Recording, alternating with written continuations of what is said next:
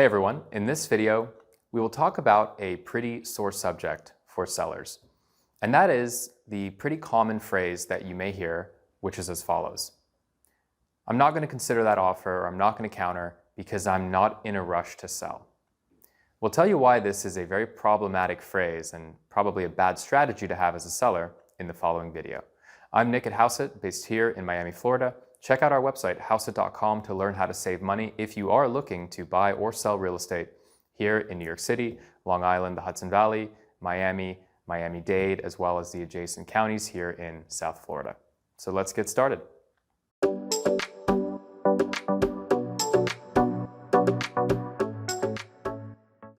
So if you've been in the business before as a real estate agent or as a buyer, you may have had the misfortune of coming across a seller who has utilized the following phrase, I'm not in a rush to sell. We're going to talk about why this is a very, very problematic phrase from a strategic standpoint in the minds and perspective of a potential seller. The straight answer to this is the fact that selling real estate, by and large, is a momentum-based exercise. Therefore, it means that the level of demand and interest and foot traffic that your listing may receive is not consistent over time. It actually declines precipitously over the course of your listing being on the market. So, in other words, as a seller, you have the highest chance of getting the best possible pricing and selling altogether, quite frankly, in the first few weeks of your listing, and certainly, at least in New York City, within the first month or two on the market. So when you hear a seller say, I'm not in a rush to sell, it's likely in response to somebody putting forward an offer early on in the process, which is not at the asking price. So if we're a listing agent, we do everything we can to emphasize to sellers the idea that momentum and traffic is the highest level at the beginning of the process. We obviously want to make sure that the initial listing price is in line with the market. Perhaps there's a bit of room there to negotiate depending on the price point.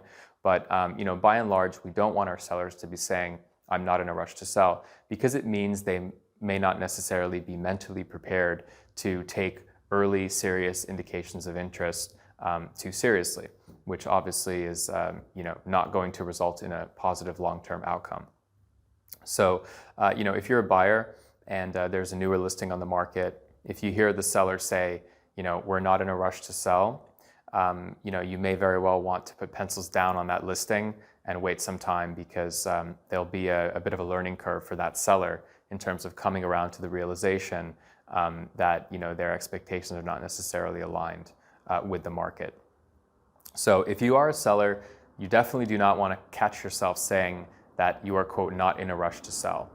You have the highest chance of selling your property for the highest price towards the beginning of the marketing process.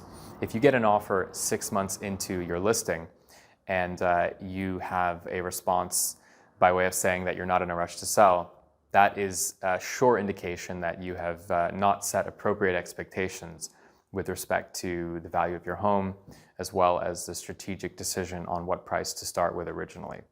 So we hope you found this video to be helpful. And if you have any questions, please leave them below the video.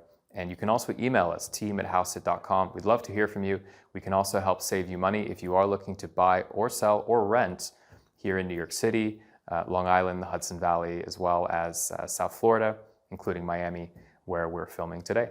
So thank you so much for watching, and we hope to see you on the next video.